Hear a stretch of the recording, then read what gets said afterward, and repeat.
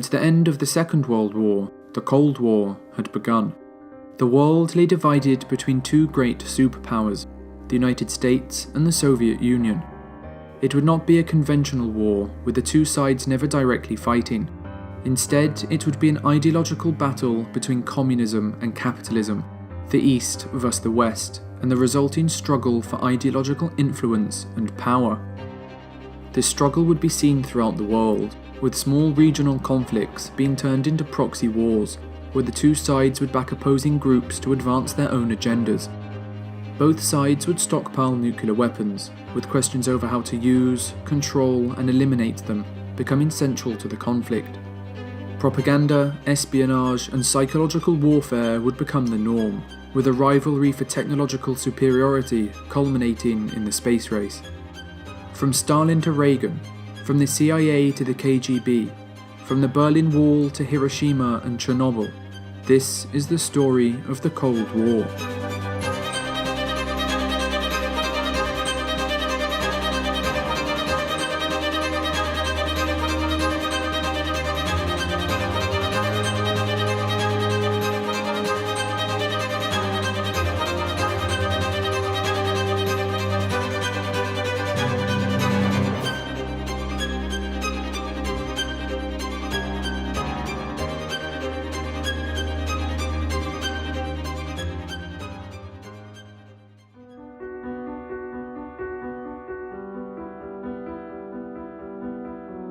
In the 19th century, a great industrial revolution had swept over the world, introducing machine tools, steam power, and new manufacturing processes that would transform Western nations into the most powerful on Earth. For those able to control these technological breakthroughs, wealth and prosperity awaited, but it would often come at the expense of the workers, who faced poor health, terrible working conditions, and poverty. Taking note of the growing divide between rich and poor was German-born philosopher Karl Marx, who believed that this economic inequality could only lead to revolution. The workers, long exploited by the rich, would rise up to replace capitalism with communism, a system where the means of production would be commonly owned, and the extremes of wealth and poverty would disappear. His theories would become known as Marxism.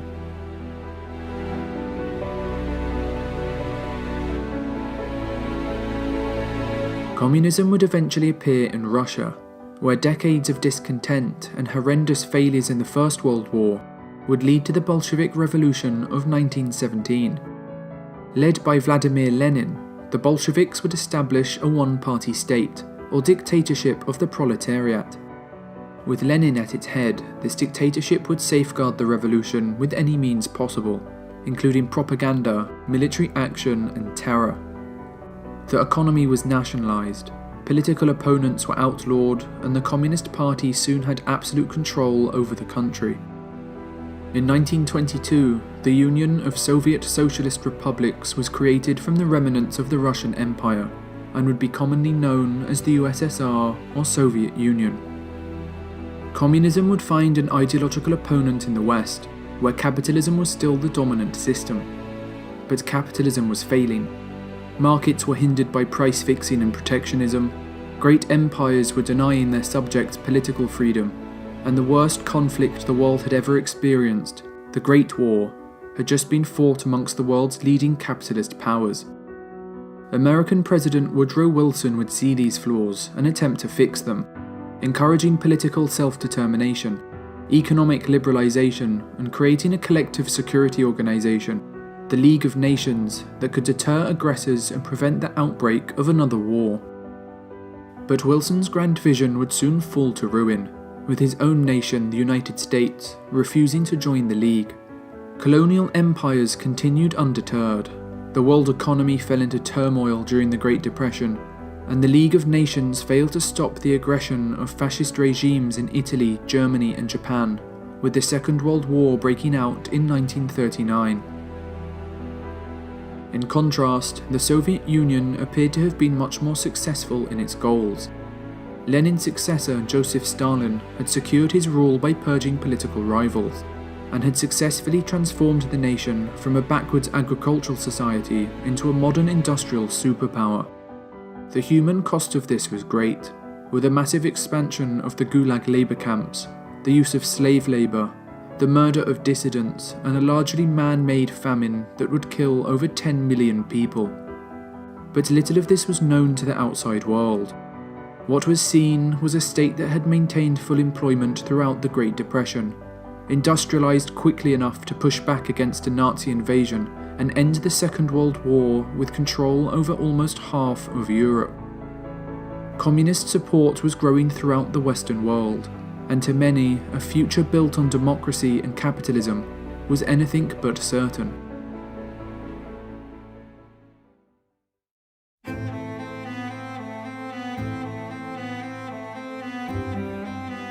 Despite their differences, the Soviet Union would be forced to ally with both the British and the Americans during the Second World War to fight against the Axis powers. But as the war progressed, highly different wartime experiences would lay the foundations of future conflict.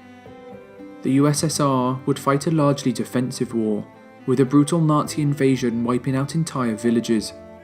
Infrastructure and industry were destroyed, vast portions of agricultural land were ravaged, and Soviet casualties amounted to almost 27 million. Stalin would press his British and American allies to open a second front in Europe, but they would continually delay doing so, leaving the Red Army to hold down up to 80% of Germany's divisions until the invasion of Normandy in 1944. For Stalin, it was evident that the West cared little for Soviet lives. The United States would have a very different experience of the war. Only 400,000 Americans would die, less than 2% of Soviet losses, with the only major attack on US territory being the Japanese assault on Pearl Harbor. The US economy would thrive during the war, with unemployment dropping to 2% and GDP nearly doubling. But the attack on Pearl Harbor had caused a significant shift in the American psyche. As a traditionally isolationist nation, the attack had shown that they were no longer safe from hostile states armed with modern technology. A greater international presence was therefore needed to protect America and her interests.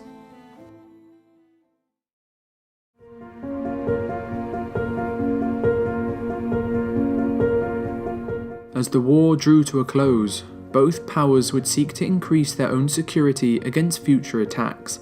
For the United States, this meant establishing a collective security organization, the United Nations, to deter future aggressors. The revival of the global economy was also key to creating a more stable future, with the World Bank and International Monetary Fund being established. President Franklin D. Roosevelt would invite Stalin to all three of these organizations, but the Soviet leader would only accept membership to the United Nations, seeing the other two as attempts to preserve and promote capitalism. For the Soviet Union, post-war security could only be gained by installing pro-Soviet governments across Eastern Europe, creating a buffer zone against the West. It also required stripping Germany of its military and autonomy, as well as forcing it to pay massive reparations so they would be too weak to start another war. But when Roosevelt died on April 12, 1945, he would be succeeded by his Vice President Harry S. Truman, who was far less willing to give in to Soviet demands. Stalin's actions in Europe had shown him to be a tyrant, particularly his occupation of Poland. He had encouraged the Polish Home Army, a potential rival, to rise up in Warsaw against the Nazis, only to sit by and watch them be slaughtered. Only then did he allow the Red Army to attack, ensuring there was little political opposition left. At the Potsdam Conference of July 1945, Germany would be divided into 4 zones of occupation, with the capital, Berlin, being divided in the same way. Each occupier would be entitled to reparations from their own zone, giving Stalin the funds he needed while protecting the valuable industrial areas of Western Germany. But in resorting to such a blatant division of the country, instead of agreeing on one unified approach, the Allies had ensured the future division of Europe itself. As British Prime Minister Winston Churchill would state, "An iron curtain has descended across the continent.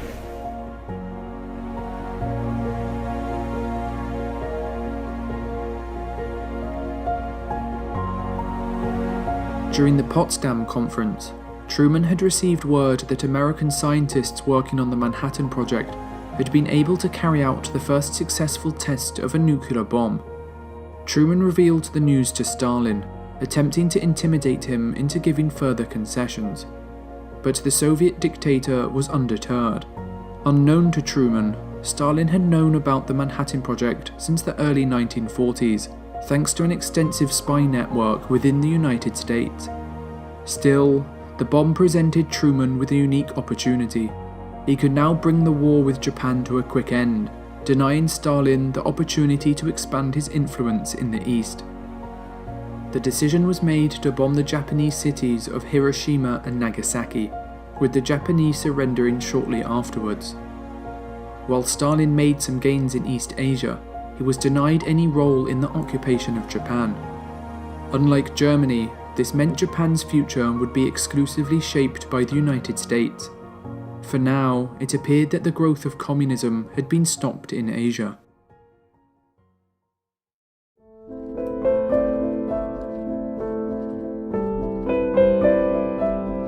After the war ended, attempts at cooperation would quickly stop. Stalin had tried to secure his southern border by delaying the removal of Soviet troops from Iran and pressuring Turkey into giving him control over the Turkish Straits. But with the war over, Truman had no reason to give in to Soviet demands. The United Nations were called in to deal with the crisis, and Truman sent the American Sixth Fleet to the eastern Mediterranean as a warning. Stalin backed down, but Truman was now keen to take preemptive action against future Soviet expansionism. He would announce the Truman Doctrine, sending military aid to Greece and Turkey. It was based on the policy of containment, the idea that if Soviet expansionism could be contained for long enough, then the inherent flaws of the Soviet system would cause it to fall apart. The Cold War had begun.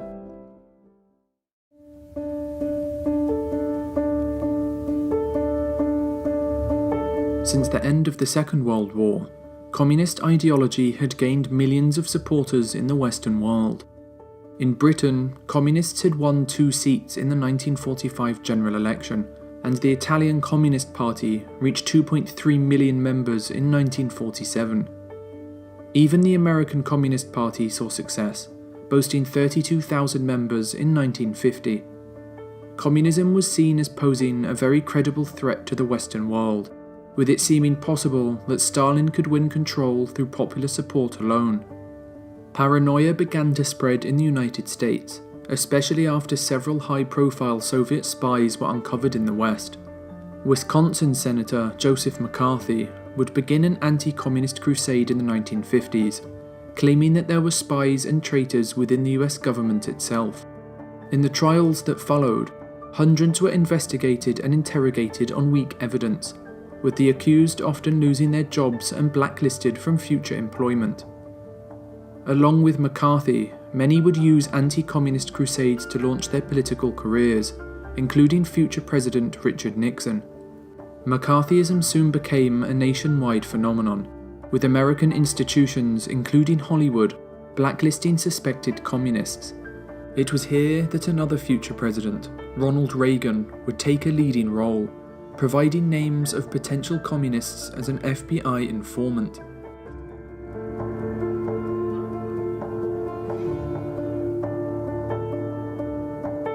To help stop the spread of communism, the CIA was set up in September 1947 and would work on the basis of plausible deniability. This meant operations could be carried out in a way in which top officials could deny all involvement, allowing the US to carry out actions abroad that would be deemed unacceptable at home. One of the CIA's first missions was to prevent the election of the highly popular Italian Communist Party. In 1948, they would secretly fund the Christian Democrats and other non-communist parties, while also organising a massive anti-communist propaganda campaign involving 10 million letters, books and radio broadcasts. The communists were wiped out at the polls, with the CIA continuing to influence Italian politics for the next 24 years.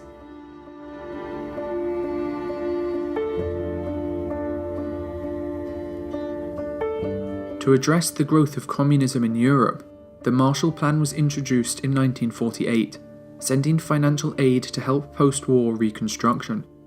It was thought that by improving the economic situation in Europe, people would be less likely to adopt communism. The plan provided almost $13 billion of financial aid, the equivalent of $130 billion today, encouraging economic integration and the promotion of free markets.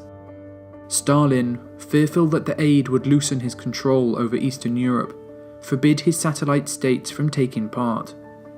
American policymakers quickly realized that the revival of Germany was key to sustaining economic growth in Europe, but this directly contrasted with Soviet goals, as they had made it clear that Germany was to be kept weak and divided so that it could never pose another threat. Knowing that the Soviets would never allow German rehabilitation, in early 1948, the US, UK and France began making plans for an independent West German state.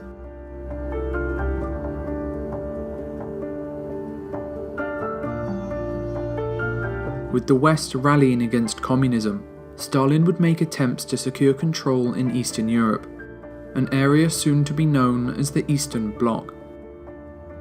He would set up the Communist Information Bureau, or Cominform, in September 1947.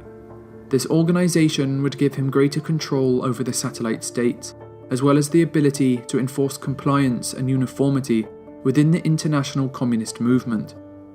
In February 1948, Stalin would also sponsor a communist coup in Czechoslovakia, eliminating the last non-communist government in Eastern Europe. It was the first of many times the Soviet Union would resort to force in order to maintain control over the Eastern Bloc. Retaliating against Western plans to create an independent West German state, Stalin would begin the Berlin blockade on June 24, 1948, stopping all ground access to the city in an attempt to drive out the Americans, British and French. But Truman quickly responded, beginning the Berlin airlift, delivering supplies to the city for 15 months and forcing Stalin to end the blockade. With tensions high, the US and its allies established an independent West German state, the Federal Republic of Germany, with the Soviets responding the following month by creating the German Democratic Republic in the east. To create a united front against Soviet expansionism, NATO, the North Atlantic Treaty Organization, was created in 1949, bringing together the US, Canada, and most of Western Europe in a defensive pact against the Soviet Union.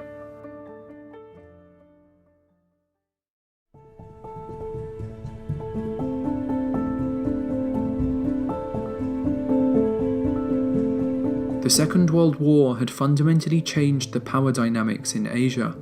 The European colonial powers, economically exhausted and militarily weakened by the Japanese, had lost all prestige and credibility in the region, leading to a surge of nationalist movements.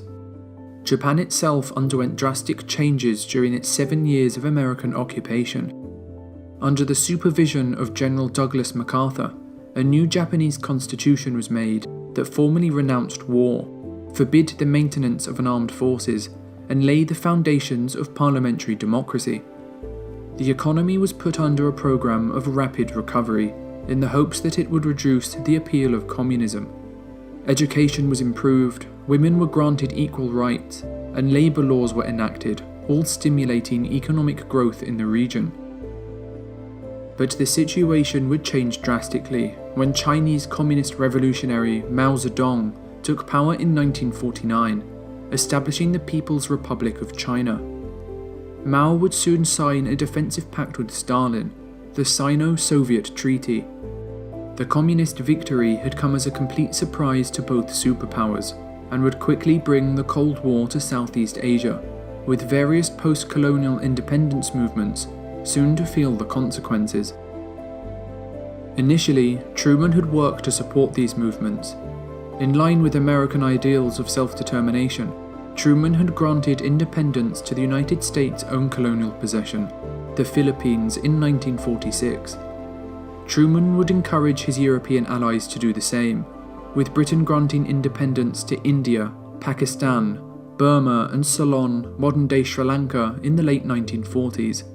Although reluctant, the Dutch would also bow to American pressure, granting independence to Indonesia in 1949. But the French colony of Indochina would be a problem for the United States. The French refused to surrender the colony, and the leader of the Vietnamese independence movement, one of the principal regions of Indochina, was a communist veteran named Ho Chi Minh. After attempts at neutrality, Truman would pledge military aid to the French puppet regime in Vietnam, hoping that this would allow France to spend more on their domestic post-war recovery. Faced with the daunting prospect of American military intervention, Ho Chi Minh travelled to Beijing and Moscow and received recognition from both communist powers. Mao had been especially keen to help, sending weapons and providing advice, so that he could be seen taking a leading role in the anti-colonial struggle.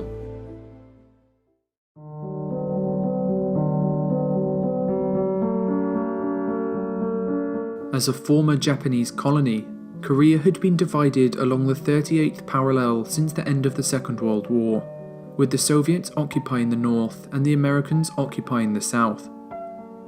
While both sides had pledged to work toward an independent, unified Korea, any attempts at cooperation had been stopped once the Cold War had begun to escalate.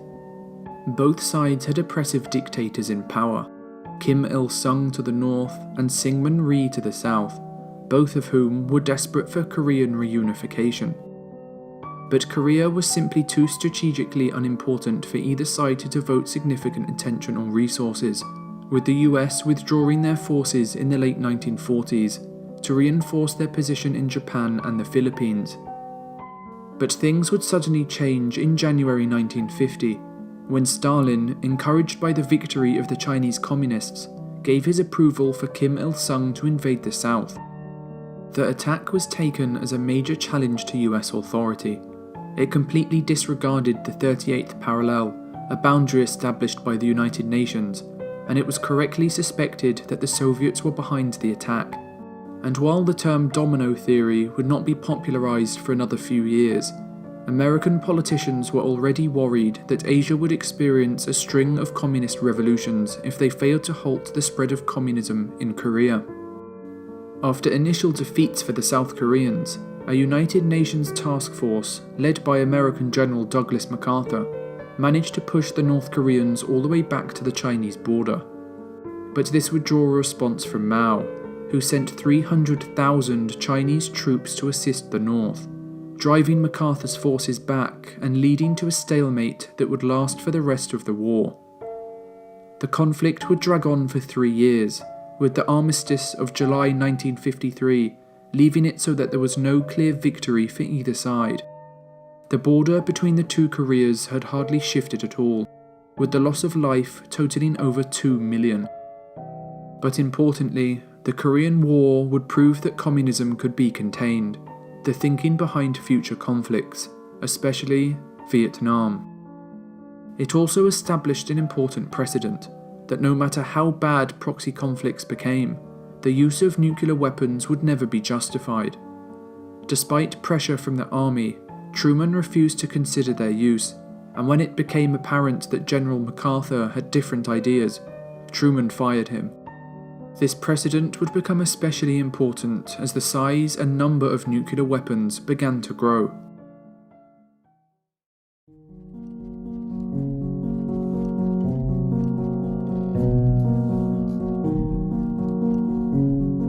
The Cold War was a war unlike any other, as both sides possessed the destructive power to wipe out humanity.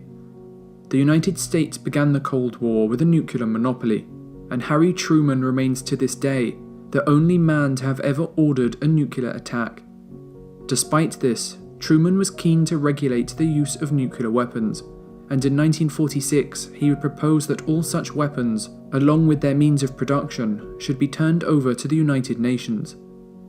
But this plan soon fell through, and on August 29, 1949, the Soviet Union managed to test its own atomic bomb, using research stolen from the West. Truman responded by accelerating the production of atomic weapons, as letting the Soviet nuclear program catch up would be a massive psychological blow. On January 31st, 1950, he announced the development of a superbomb. Later known as a thermonuclear or hydrogen bomb, it would theoretically be 1,000 times more powerful than those dropped on Hiroshima and Nagasaki. But it would soon become obvious that there could never be a rational use for such weapons. This was made clear on March 1st, 1954, when the most powerful American nuclear device ever tested, codenamed Castle Bravo, was detonated in the Pacific. The yield of the blast was 15 megatons, triple what was predicted, with radioactive fallout spreading for hundreds of miles, contaminating 23 members of a Japanese fishing boat. The blast set off radiation detectors around the globe, raising serious questions over the ecological impact of a nuclear war. While the test was shocking to leaders all over the world, the new American president, war hero Dwight D. Eisenhower, was keen to make good use of the American nuclear arsenal. Unlike Truman, he had looked for ways to use nuclear weapons during the final months of the Korean War, and when Mao began attacking the islands of Quemoy and Matsu in 1954, Eisenhower used nuclear threats to end the conflict. In 1955, he would state, "In any combat when these things can be used on strictly military targets for strictly military purposes, I can see no reason why they shouldn't be used just exactly as you would use a bullet or anything else." Throughout his presidency, Eisenhower would insist on preparing only for all-out nuclear war, as for him, this was the best way to ensure that a nuclear war would never occur. Limited wars could escalate, but no rational person would ever initiate total destruction. But it was a disturbing view to many, including his successor John F. Kennedy, who was shocked to discover that the only war plan Eisenhower had left him consisted of the simultaneous use of over 3,000 nuclear weapons against all communist countries.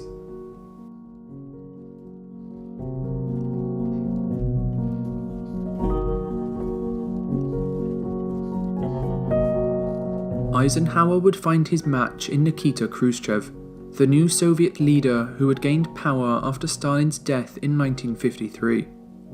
He soon created the Warsaw Pact to counter the growing power of NATO, an alliance between the USSR and its Eastern European satellites. The secret police, little more than organised thugs, were brought under the control of a new and professional intelligence agency, the KGB, whose role it was to manage internal security as well as conduct espionage abroad. But it soon appeared as if Khrushchev would be a more progressive leader than his predecessor. In February 1956, he made a revolutionary speech at the 20th Party Congress, in which he revealed and denounced Stalin's crimes. He would implement a policy of de-Stalinization, in which he vowed to decentralize power and reduce the use of terror. Statues of Stalin were torn down across the empire, giving hope to reformers in Eastern Europe who believed that their voices would finally be heard. Nationalist riots would break out in Poland, with Khrushchev allowing Władysław Gomulka, a victim of Stalin's purges, to return to power, and would grant the Polish government greater autonomy. Inspired by this success, riots soon broke out in Hungary, with their Prime Minister announcing Hungary's plans to leave the Warsaw Pact, become a neutral country, and appeal to the United Nations for help. But this was too much for Khrushchev, who would prove he was not as progressive as he appeared, sending the Red Army to crush the rebels. 20,000 Hungarians would be wounded or killed, with the Prime Minister and other rebel leaders arrested and then executed. Khrushchev would soon prove to be a provocative and unpredictable leader. He would claim that the USSR were turning out missiles like sausages, and he was known for his emotional outbursts, allegedly banging his shoe on a table during the 1960 United Nations General Assembly. His reign would see continued advancement of the Soviet nuclear arsenal. Despite being far behind the United States in military technology, the USSR would manage to launch the world's first intercontinental ballistic missile, or ICBM, on August 21, 1957. Later that year, on October 4th, they would use a modified ICBM to launch Sputnik, the world's first artificial satellite. It was a massive psychological victory and would cause a panic in the United States, leading to the creation of NASA the following year and kick-starting a decade-long space race to land a man on the moon. Feeling confident, Khrushchev would attempt to resolve the problem of Berlin. Having a capitalist city deep within Soviet territory was a significant issue, as the higher standards of living it was showcasing was causing discontent in the East. In 1958, Khrushchev would issue an ultimatum to the Western powers, demanding that they withdraw their forces from West Berlin, allowing the German capital to become a demilitarized free city. If they failed to do so within 6 months, he would allow the East German government to control access to the city, potentially forcing the Americans out completely. Khrushchev was certain that the US would not risk nuclear war over the city, and neither did many of America's NATO allies, with British Prime Minister Harold Macmillan warning that the British were not prepared to face obliteration for the sake of 2 million Berlin Germans. But the city had great symbolic importance, and Eisenhower was prepared to fight for it, ready in a response should West Germany be attacked. Khrushchev saw no option but to let his deadlines pass, but in the negotiations that followed, he managed to win a personal victory: an invitation to visit the United States in September 1959. The trip was a bizarre spectacle, with Khrushchev flying in on his massive new aircraft, the Tu-114, in an attempt to impress and intimidate the Americans. He would visit Hollywood, meet with the likes of Frank Sinatra and Marilyn Monroe, discuss politics with Eisenhower, argue with hecklers on the street, and sulk when his trip to Disneyland was cancelled. While no substantial agreements came out of the visit, it did give hope of a future of cooperation. But the feelings of optimism were not to last.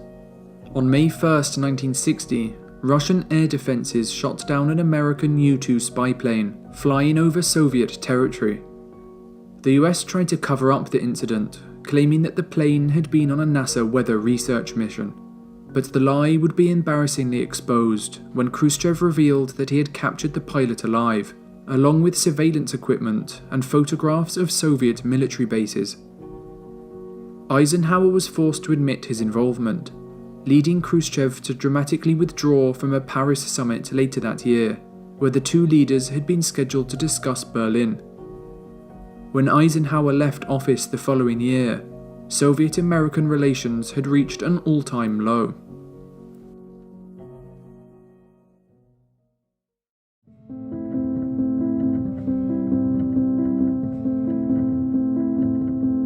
Starting in the 1950s, Western observers would begin to categorize the world into 3 groups.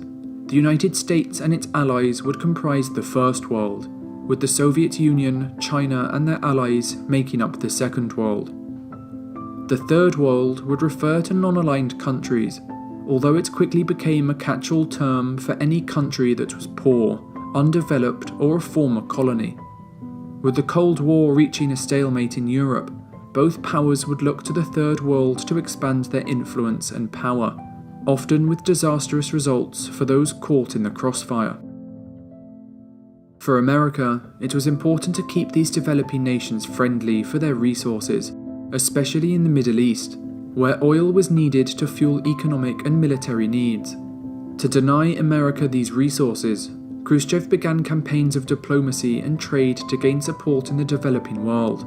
And to make matters worse for the United States, he would be helped by a deep-seated hatred of the West in many countries which had been subject to centuries of Western colonialism.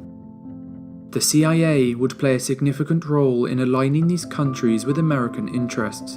The organization had grown rapidly after its establishment. From 1949 to 1952, CIA personnel had increased tenfold, their overseas bases from 7 to 47, and their annual budget from $4.7 million to $82 million. They would often be used to depose or kill left-leaning leaders who threatened American interests or looked like they could fall under Soviet influence. In 1953, the CIA would orchestrate a coup against the Prime Minister of Iran, who had nationalized the British-owned Anglo-Iranian Oil Company. A pro-Western autocrat, Shah Mohammad Reza Pahlavi, would be installed in his place, with the Prime Minister imprisoned for 3 years and then put under house arrest until his death, being buried in his living room to avoid public outcry. But this would come back to haunt the United States, as their continued support for the Shah would enforce anti-Western sentiment in the region. The Shah would be overthrown in 1979 and replaced with a radical Islamic anti-Western government, with 52 American hostages being taken during the chaos. A similar story would play out in Guatemala, where President Jacobo Arbenz had attempted to nationalize the US-owned United Fruit Company. The CIA would initiate a coup in 1954, toppling Arbenz from power and installing a highly unpopular military dictatorship in his place. The CIA were so paranoid that they would sometimes target leaders who posed no threat to American interests. In the Republic of Congo, a former Belgian colony, Prime Minister Patrice Lumumba would be targeted for assassination in 1960, after accepting Soviet assistance in suppressing a mutiny. While the assassination would fail, pro-American forces would depose and murder Lumumba in 1961, installing a pro-Western military dictator in his place. Despite the obvious contradiction with American ideals of democracy and self-determination, the CIA would continue to support pro-Western dictators around the world. For US officials, the containment of communism was important enough to suspend these ideals, with the CIA continuing to operate with an almost complete lack of congressional oversight until the 1970s.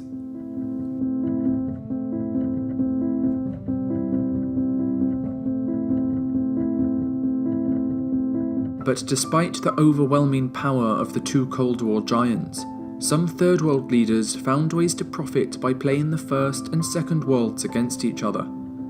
Egypt's president, Gamal Abdel Nasser, was able to do this in the mid-1950s, convincing the Americans to fund the construction of the Aswan High Dam project, while also buying weapons from pro-Soviet Czechoslovakia.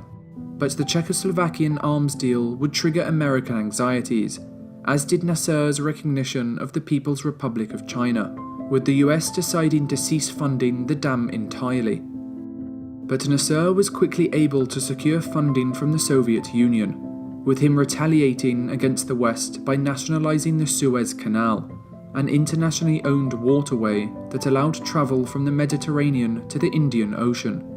Fearful that they would lose access to the Middle East, Britain and France joined with Israel to launch a military invasion of Egypt. But much to their surprise, Eisenhower would condemn the attack and threaten economic sanctions, as he had not been consulted and the attack risked offending the entire Arab world. Khrushchev also condemned the invasion, threatening the invaders with rocket weapons. Under pressure from both sides, Britain and France were forced into an embarrassing retreat, bringing an end to their roles as major world powers. In the end, the only winner was Nasser. He managed to keep the canal, protect his country from the colonial powers, and secure his place as leader of Arab nationalism, all while having both superpowers fight for his approval. The Suez Crisis would spur America to take a greater role in the Middle East, with the Eisenhower Doctrine being established the following year. It would formalize what had already been happening for years, promising military and economic aid to anti-communist regimes in the Middle East. It legitimized the dispatch of US troops to Lebanon in 1958, with both powers continuing to interfere around the world.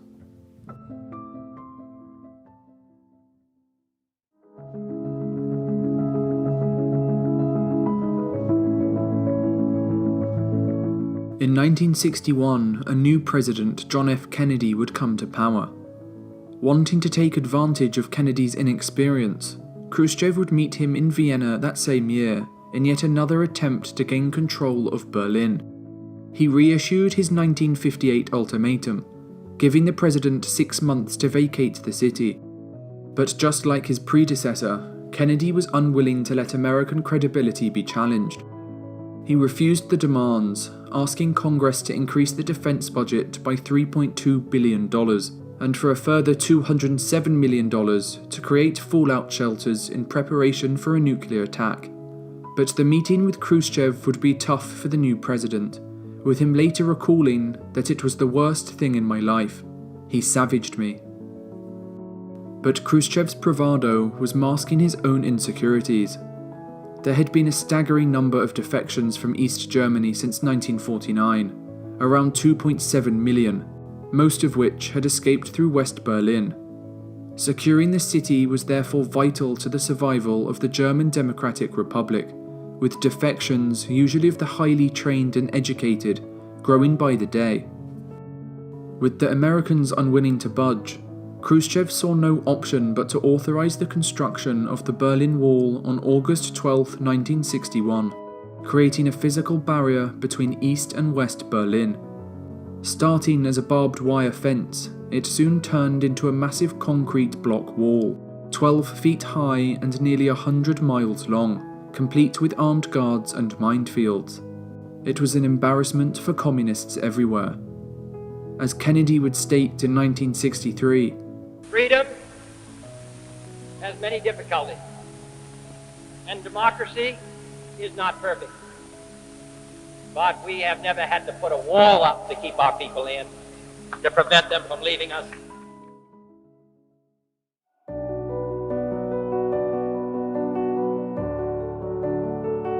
But Kennedy was having difficulties of his own. Cuba had been taken over by communist revolutionaries in 1959.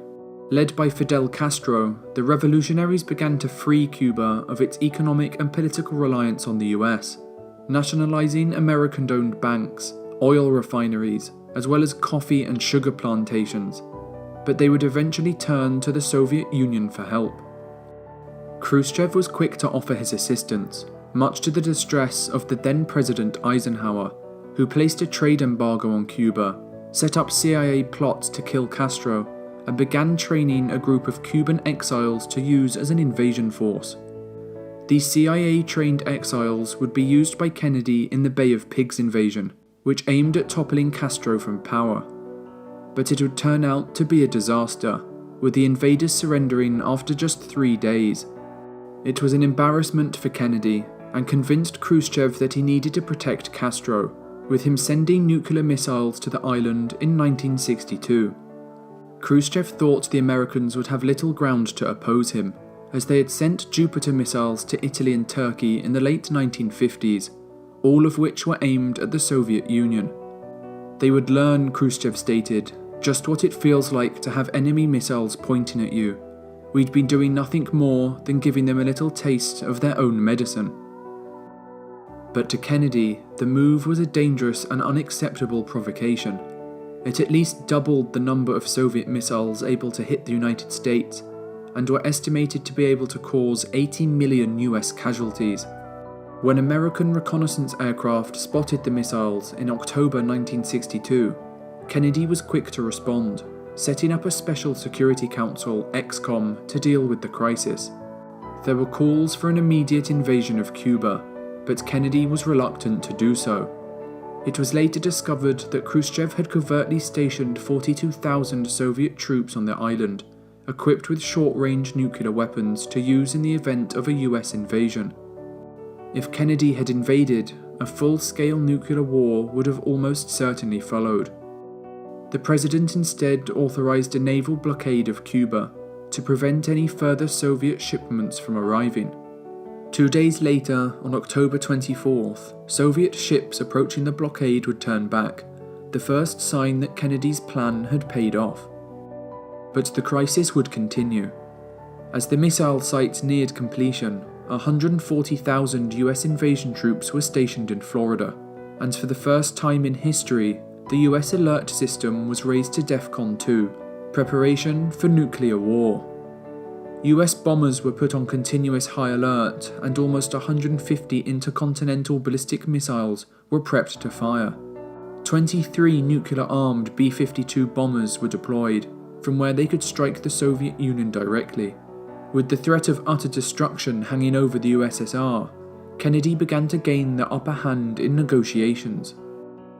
With the help of his brother Robert F. Kennedy, the president was able to come up with an offer for Khrushchev. If the Soviet missiles were removed, the US would pledge not to invade Cuba, with the Jupiter missiles in Italy and Turkey being voluntarily removed afterwards. But later that same day, a confrontation in the Atlantic almost kick-started nuclear war. US ships had used signalling depth charges to alert a Soviet submarine that it had strayed too close to the blockade. Thinking they were under attack, the submarine's captain ordered nuclear torpedoes to be launched, but the decision required the approval of all 3 onboard officers. One of the officers, Vasily Arkhipov, refused to go through with the launch, single-handedly preventing the outbreak of nuclear war. The very next day, on October 28th, Khrushchev accepted Kennedy's terms, bringing an end to the crisis. It was the closest the world has ever come to nuclear war, and it significantly impacted the outlook of both powers, with a hotline being installed between the White House and the Kremlin to provide better communication if another crisis occurred. Having come so close to nuclear war, Secretary of Defense Robert McNamara would reach the same conclusion that Eisenhower had. Planning only for total war was the safest way to ensure that no war broke out at all. McNamara would develop the policy of mutually assured destruction, or MAD. Each side would ignore the targeting of military facilities, instead planning to cause the maximum number of casualties possible by targeting enemy cities directly. The policy required both sides to ban missile defences, so that each were equally as vulnerable. The Soviet Union would eventually agree to this, and in 1972, both powers would sign the Anti-Ballistic Missile Treaty, banning defences against long-range missiles. Although the United States had pledged not to invade Cuba, the CIA would continue to try and topple Fidel Castro, launching over 600 assassination attempts, with the last taking place in the year 2000. The plots would become more ridiculous as time went on, using exploding cigars, a tuberculosis-infected scuba diving suit, and numerous attempts at poisoning. One plot even attempted to destroy Castro's public image by using thallium to destroy his beard. If surviving assassination attempt were an Olympic event, Castro once said, I would win the gold medal.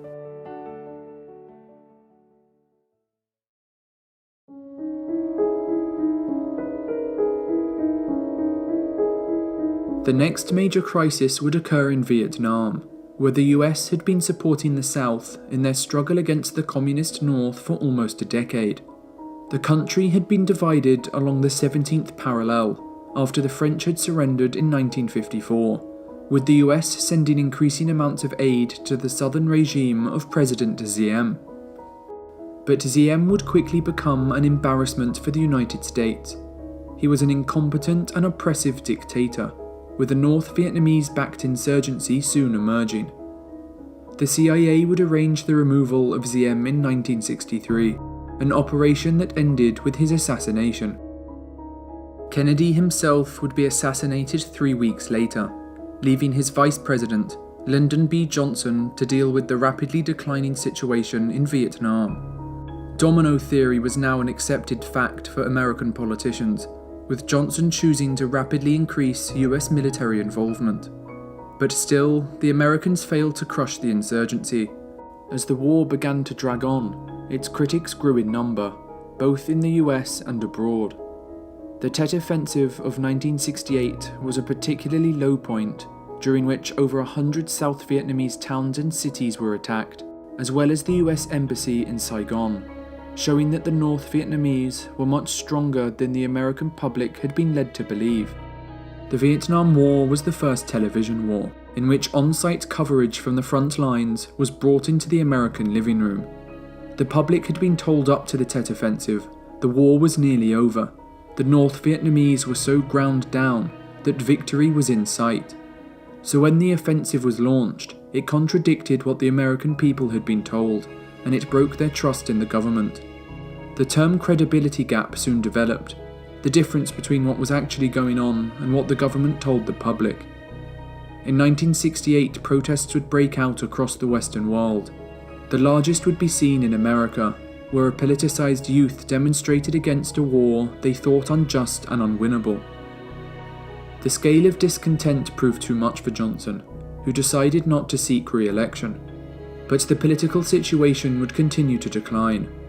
Within a week, Martin Luther King Jr. was assassinated, and protesters again took to the streets. The nation hadn't been this divided since the Civil War. To make matters worse, as Robert Kennedy ran for president and campaigned to bring the war to an end, he too, just like his brother, was assassinated. The nation was torn apart. Johnson's successor, Richard Nixon, came into power facing an unwinnable war, and his government's authority was being challenged at every turn. Desperate to make advances in Vietnam, Nixon would announce the invasion of neighbouring Cambodia on April 30th, 1970. But this would spark a new wave of protests, and on May 4th, the loss of life, when Ohio National Guardsmen shot and killed 4 students at Kent State University. Nixon would eventually decide to withdraw US forces, with the last leaving the country in 1973. But the conflict soon resumed, and within just 2 years, the Communist North had taken over the South. By the end of the war, more than 58,000 Americans had died, as well as 250,000 South Vietnamese soldiers. Over 1 million North Vietnamese soldiers and Viet Cong guerrillas had also perished, as well as over 2 million civilians from both the North and the South. While containment had worked in Korea, it had proven ineffective in Vietnam. Neighbouring Laos and Cambodia would also be taken over by communists, with thousands dying in the conflict. Pol Pot, the communist leader of Cambodia, would carry out numerous atrocities over the next 4 years, a period known as the Cambodian Genocide. Pot would force hundreds of thousands into prisons and labour camps, where they would be tortured, experimented on, and executed. Up to 2 million people are thought to have died in the genocide, almost a quarter of Cambodia's population.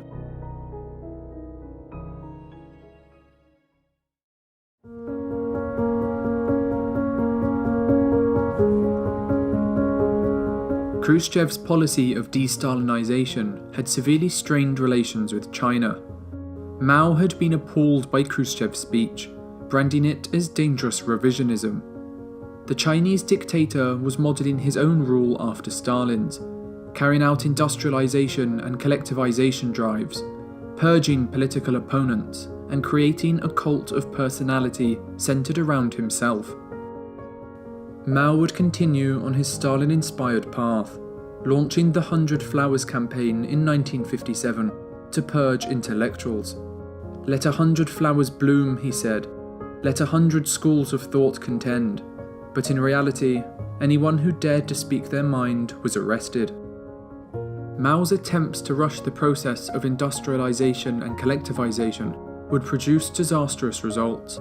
He had poor knowledge of agricultural techniques and relied heavily on the ideas of the later discredited Russian agricultural expert Trofim Lysenko. He would announce the 4 Pests campaign in 1958, which encouraged people to kill sparrows and a number of other wild birds. While the campaign saw massive success, it led to the rapid growth of vermin, who ate through much of the crop. Mao also launched the Backyard Furnace campaign, which encouraged citizens to melt down their possessions to create as much steel as possible. The campaign was extremely popular, and by October 1958, nearly a quarter of the population had abandoned their jobs to take part. But the steel produced was often of an unusable quality, and it put unsustainable strain on food production, with many fields being left untended. These policies, combined with a period of drought and flooding, produced the greatest famine in recorded history, with deaths estimated between 30 and 50 million people. Lasting between 1958 and 1962, Mao only made the situation worse by continuing to requisition grain from the starving peasants during this period. He would deliberately make the situation worse in Tibet, whose cultural identity he had been trying to destroy since 1950, leading to the death of a quarter of the Tibetan population. The famine was kept hidden from the outside world, only acknowledged by the Chinese government in 1980. But relations with the Soviet Union had continued to deteriorate, and would reach a low point in March 1969, when a massive border conflict broke out amongst the two. Lasting 7 months, it looked possible that the two communist superpowers might actually go to war with each other. Seeing an opportunity to gain leverage over the Soviet Union, Nixon would visit China in February 1972, meeting with Mao and promising future cooperation. The United States and China would slowly stabilize relations, with the Soviet Union, as predicted, becoming deeply unsettled.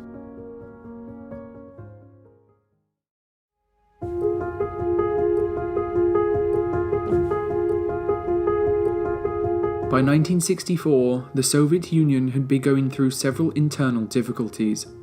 Khrushchev had been deposed and replaced by Leonid Brezhnev, who immediately began reversing the more radical aspects of de-Stalinization.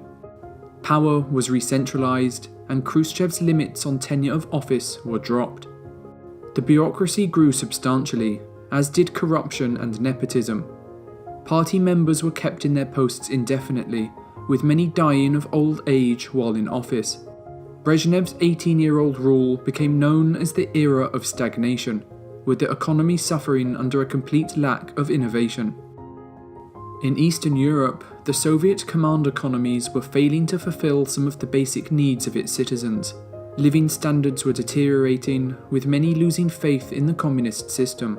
Dissidents were spied on by the KGB, with house searches and arrests becoming far more frequent. When attempts at reform did come, they were quickly crushed by the Soviet military. In Czechoslovakia, a brief period in 1968, known as the Prague Spring, saw a series of liberal reforms take place under the leadership of Alexander Dubček. But Brezhnev was fearful of change, and would respond by sending 250,000 Warsaw Pact troops to put an end to the reforms. He would announce the Brezhnev Doctrine, which vowed to intervene in any socialist country believed to be falling to capitalism. But the invasion of Czechoslovakia had gone poorly, with it taking the Red Army 8 months to break the Czech resistance. The invasion had also received international condemnation, even from communist countries, including Yugoslavia, Romania, and China. Discontent was so great that there had even been a demonstration in front of Lenin's tomb. The Cold War had the opposite effect on Western society. Europe had experienced an unprecedented time of peace and prosperity, thanks to the Marshall Plan, the revitalization of West Germany, and continued economic integration.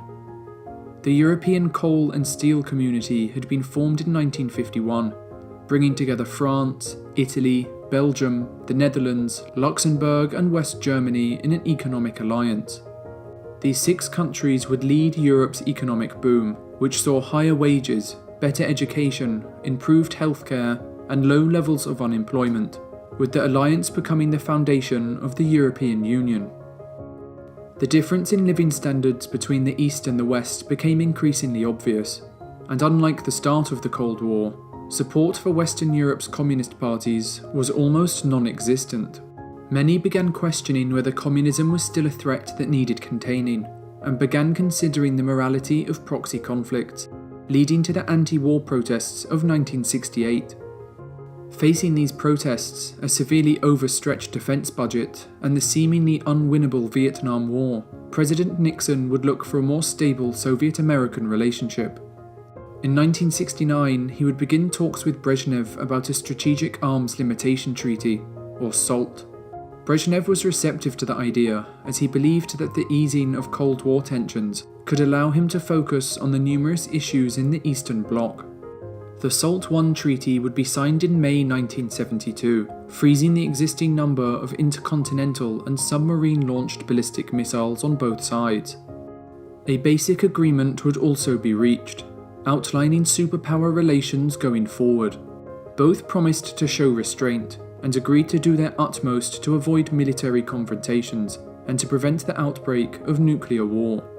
It was the beginning of a period of détente, a French term that refers to the easing of tensions between nations.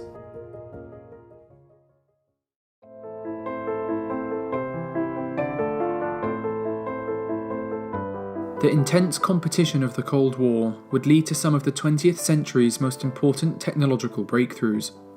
The space race would begin on October 4th, 1957, after the Soviets used a modified ballistic missile, the R-7, to launch Sputnik, the world's first artificial satellite. But this tiny metal ball, only 23 inches in diameter, would cause panic in the United States. It was not Sputnik itself that was worrying, but rather the technology behind it, which could be used to launch nuclear missiles at targets in the United States. It was also feared that a technology gap was opening between the two superpowers, with America on the losing side. These fears were seemingly confirmed when just 1 month later Sputnik 2 was launched. On board was a dog named Laika, the first animal to be sent into orbit. 4 months after the launch of Sputnik 1, America would respond by sending Explorer 1 into orbit. Eisenhower would then pass the National Aeronautics and Space Act, creating NASA, with the organisation beginning a serious effort to catch up with the USSR. But the Soviets would win another victory when they sent Yuri Gagarin into space on the 12th of April 1961. He would become the first human to orbit the Earth and was hailed as a hero in the Soviet Union. The following month, the United States was able to send their own man into space, Alan Shepard, although it would take a further 9 months until they could achieve orbit with the launch of John Glenn. Realising the significance of the space race, Kennedy would make a pledge to land a man on the moon by the end of the decade. But the Soviets would continue to stay ahead.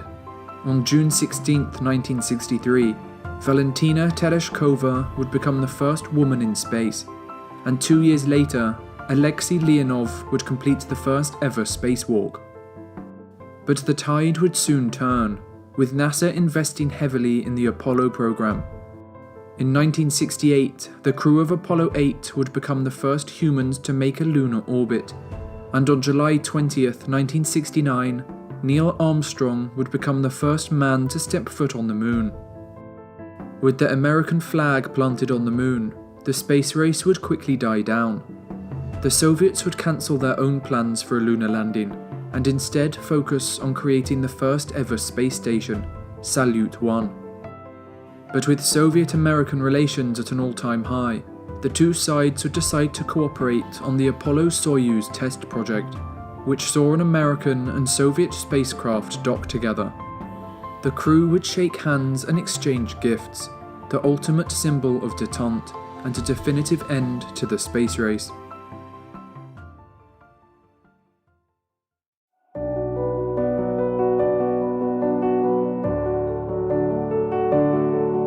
Political scandal would also shape the course of the Cold War. Nixon was still acting as if communism had to be contained at all costs, even though the public had begun to think otherwise. He would authorize the bombing of Cambodia while it was still neutral in 1969, attempting to destroy North Vietnamese bases and supply lines. But he would hide the truth from the public by fabricating Air Force records. In October 1970, the Marxist government of Salvador Allende would be democratically elected in Chile. Nixon publicly stated that he would not interfere in this free election, while secretly using the CIA to support Allende's opponents, stage a failed coup to prevent his inauguration, and destabilize his government over the next 3 years. A successful military coup would finally take place in September 1973, leaving Allende dead and General Augusto Pinochet in power. While direct CIA involvement was never established, Nixon welcomed Pinochet with open arms, an oppressive dictator who would carry out thousands of killings and numerous human rights abuses. In June 1971, classified documents on the Vietnam War, known as the Pentagon Papers, would be leaked to the New York Times. In response, Nixon created a group known as the Plumbers, consisting of retired detectives and former CIA and FBI agents. Their goal was to prevent the release of further classified information, undertaking a series of illegal burglaries, wiretaps, and surveillance operations over the coming year. But on the morning of June 17, 1972, several of the plumbers would be arrested after men working for them were caught breaking into the headquarters of the Democratic National Committee in the Watergate building. Nixon tried desperately to cover up his own involvement, But the truth was soon exposed, and his credibility was all but destroyed. Facing conviction and removal from office, Nixon decided to resign on August 9, 1974, the only president to ever do so. The consequences of Nixon's conduct would be significant, with Congress moving to reclaim its powers over national security. Spurred on by Nixon's secret bombing of Cambodia, Congress passed the War Powers Act in 1973, which imposed a 60-day limit on all military deployments enacted without congressional consent.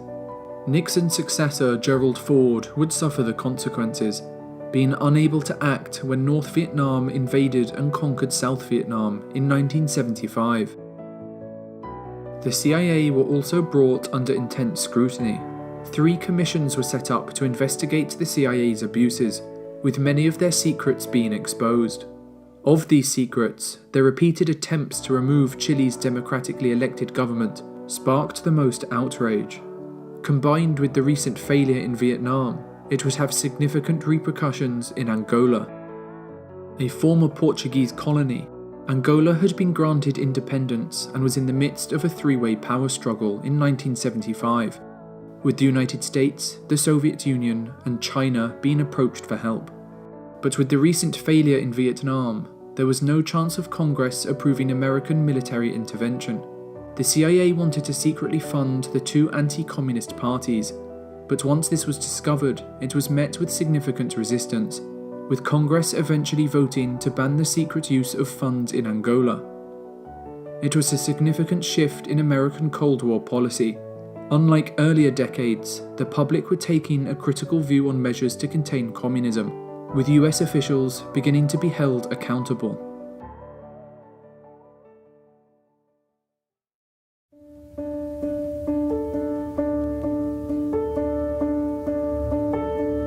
As the 70s went on, détente would begin to suffer.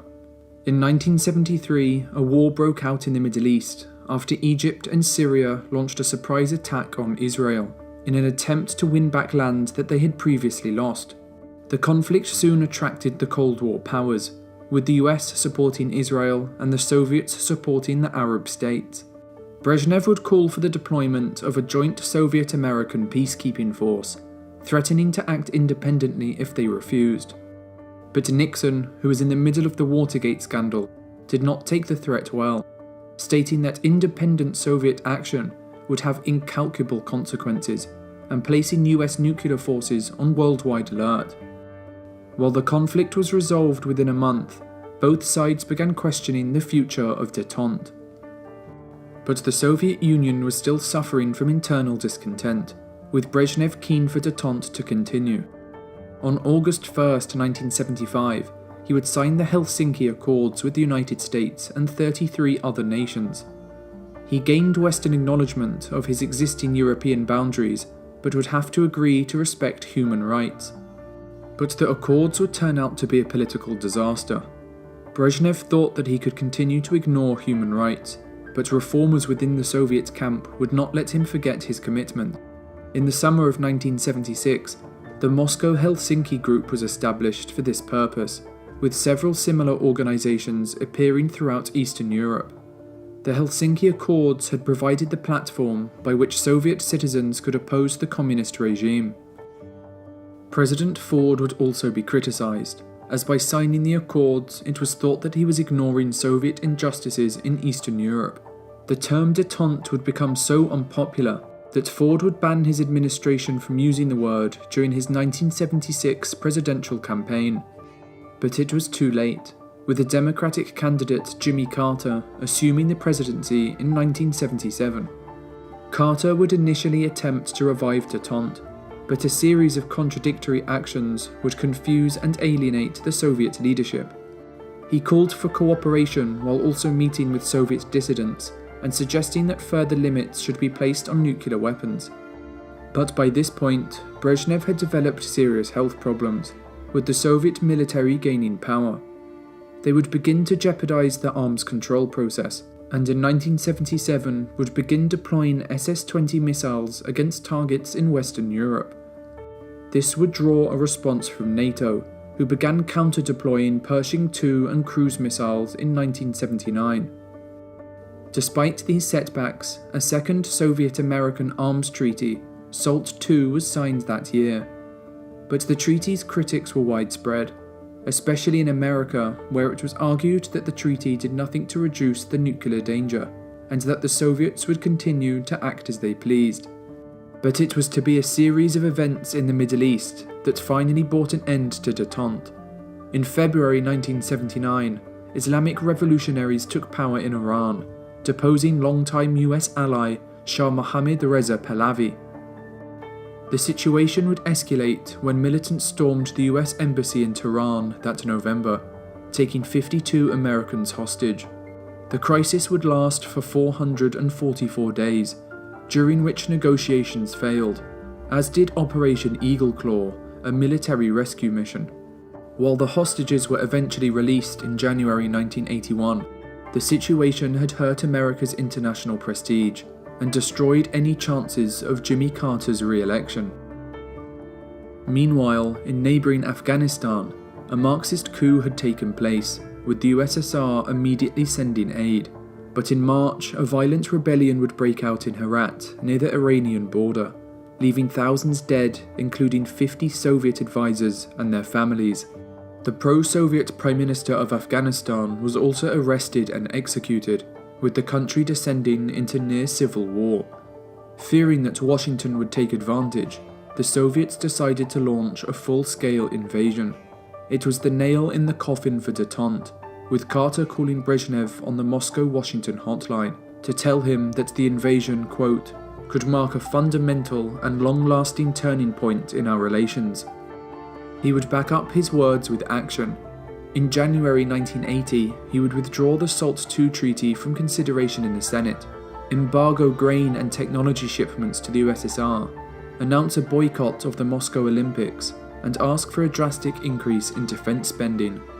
Fearing the invasion was an attempt to cut America off from Middle East oil, the president would also announce the Carter Doctrine, that would use force if necessary to prevent any outside power from gaining control over the oil-rich Persian Gulf. The Cold War had heated up again.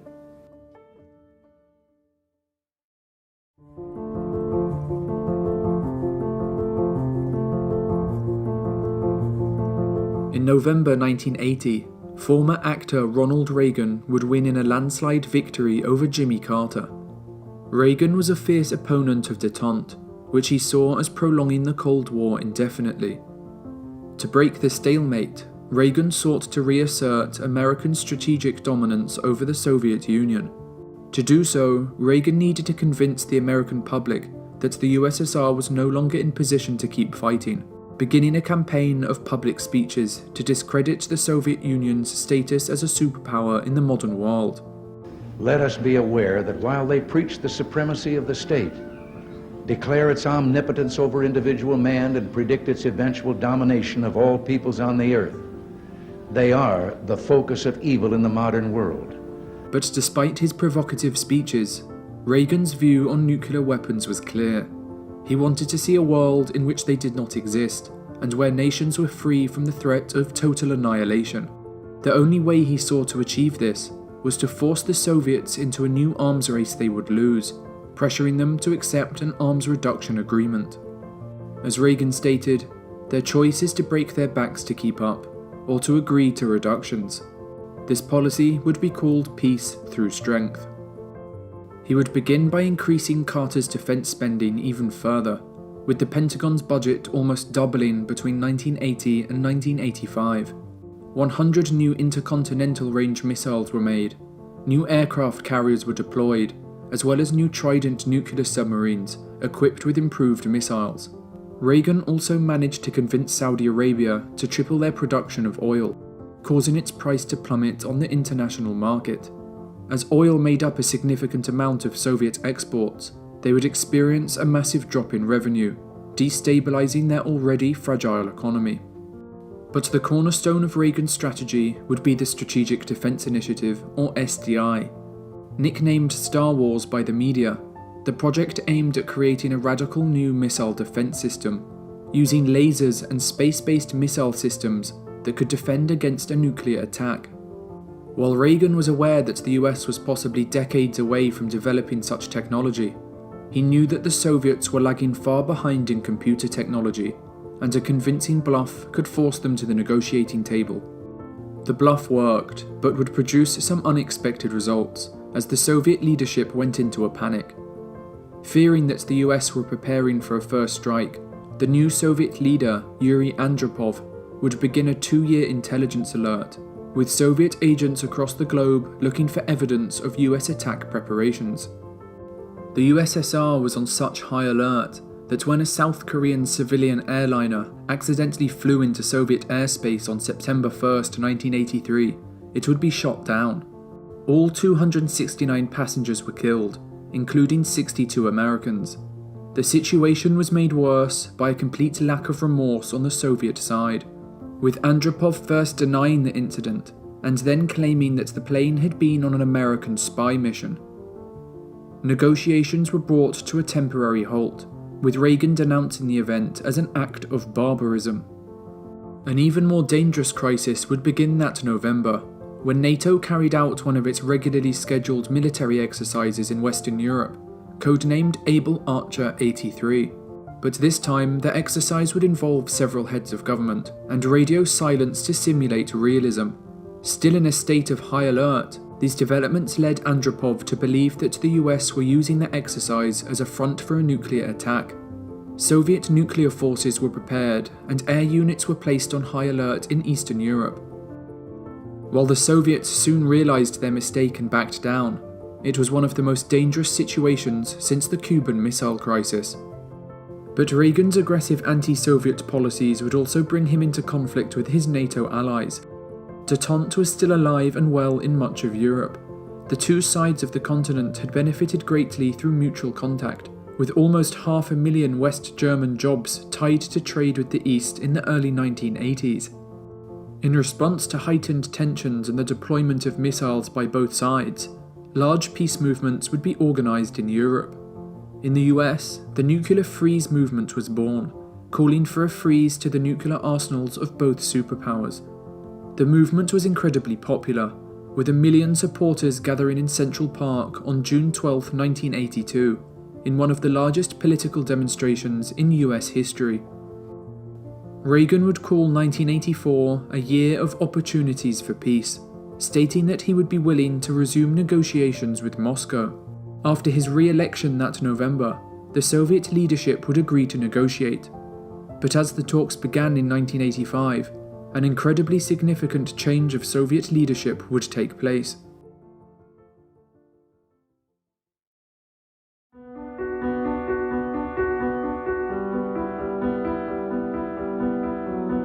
Andropov had died in February 1984, after only 15 months in office. He was replaced by Konstantin Chernenko, a 72-year-old heavy smoker who would succumb to his illnesses after just 13 months in his post. Realizing they were in desperate need of change, the Soviet Politburo would elect Mikhail Gorbachev as General Secretary. At 54, Gorbachev was a fresh new face amongst the aging Soviet leadership. He was willing to acknowledge the failures of the Soviet system, embrace reform, and openly negotiate with the West. Unlike his predecessors, he had a high amount of personal charisma, with Reagan taking an immediate liking to him. But after years of mismanagement, discontent, and economic stagnation, Gorbachev was facing a nearly impossible task. To make matters worse, China had begun to adopt capitalist elements after Mao's death in 1976. Deng Xiaoping had emerged as leader, a Chinese dissident who had been purged from the party twice for his capitalist sympathies. One of these times, Mao even tortured Deng's son and threw him out of a 3-story building, permanently paralysing him. But Deng would get his revenge, declaring that Mao had been right 70% of the time and wrong 30%. He criticised Mao's terrible implementation of a command economy and began experimenting with capitalism. The introduction of these capitalist elements worked wonders for China's economy, with per capita income tripling between 1978 and 1994. GDP would quadruple, and by the time Deng died in 1997, the Chinese economy was one of the largest in the world. This would only put further pressure on the failing Soviet economy, which had stagnated through the 1970s and had actually shrunk during the early 1980s. To revive the Soviet economy, Gorbachev would introduce perestroika, or restructuring. It allowed for the introduction of limited market mechanisms, with Moscow's first McDonald's opening in 1990. Gorbachev also realized that the ongoing arms race was crippling the Soviet economy, and was drawing resources away from his reforms. Negotiation with the West was the only option. Gorbachev would meet with Reagan 5 separate times between 1985 and 1988, with each meeting building a level of trust and respect between the two. Gorbachev was more open and conciliatory than his predecessors had ever been, willing to participate in arms agreements, offer unilateral concessions on armed forces, and was prepared to remove Soviet troops from Afghanistan. In the face of such a cooperative Soviet leader, Reagan happily negotiated, with the two signing the Intermediate Nuclear Forces Treaty on December 8, 1987, banning all short and intermediate range missiles. Within 3 years, the treaty had led to the destruction of over 2,500 nuclear weapons, with each side allowing access to their nuclear sites to check compliance. It was a momentous agreement, being the first time both sides had pledged to eliminate an entire class of nuclear missile.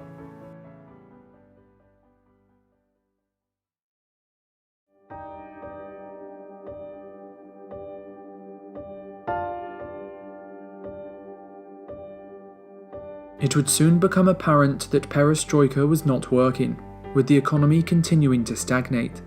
Gorbachev's other main policy, glasnost or openness, would also cause issues. The policy attempted to address the corruption of the Brezhnev years and re-establish a connection between the party and the people. The party would be more honest about its mistakes and encourage open debate, paving the way for reform. It was largely inspired by the Chernobyl disaster of 1986.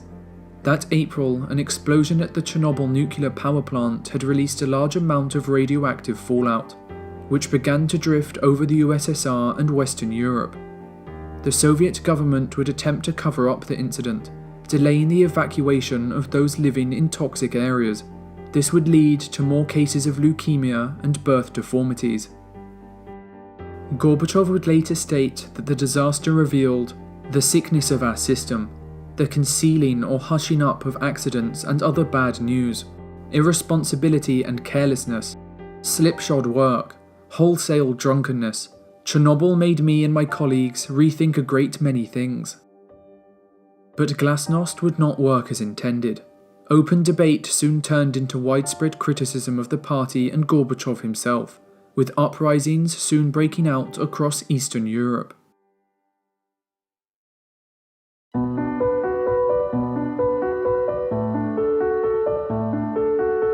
Gorbachev had also begun the move towards democratization, allowing multi-candidate elections and announcing that he would reduce the Soviet military presence in Eastern Europe by 500,000 men, signalling that the Brezhnev Doctrine would no longer be enforced.